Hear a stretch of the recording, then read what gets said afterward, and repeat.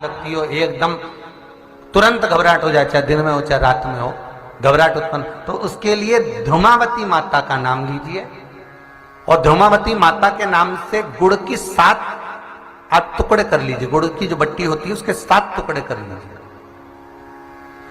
और धूमावती माता के नाम से जहां पर गौरी और शंकर दोनों विराजमान हो, गौरी और शंकर का मंदिर यदि आप दर्शन करेंगे तो शंकर भगवान का जहां शिवलिंग हो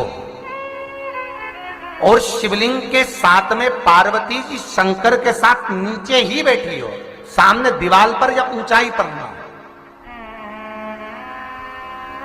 आपको पहले कहा था शंकर जी के शिवलिंग का आपको कई बार दर्शन कराया। एक विष्णु शिवलिंग होता है, एक डमरू जैसा शिवलिंग होता है जिसको बैठकर पूजा नहीं जाता, जिसको खड़े होकर जल चढ़ाए। एक शिवलिंग होता है जो जमीन पर ही रहता है, जिसको गौरी शंकर कहते हैं महाराज।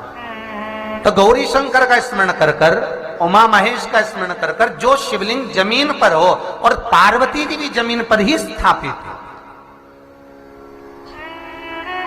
गौरी शंकर का स्मरण कर कर शुक्रवार के दिन शंकर भगवान पर प्रदोष काल में समय के शाम के समय पर सूर्य अस्त के कुछ ही क्षण में वो गुड़ की डिलियां आप शंकर भगवान को चढ़ा दीजिए और गौरी माता का स्मरण कर कर उसको उठाकर ले आइए।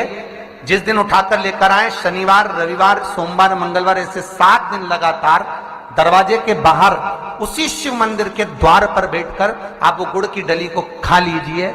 महाराज जिंदगी में कभी घबराहट नहीं हो सकती, सिर दर्द नहीं हो सकता, बेचैनी नहीं हो सकती और पसीना नहीं आ सकता घबराहट के कारण। रात को चक सो आनंदमय, पर गौरी शंकर होना चाहिए।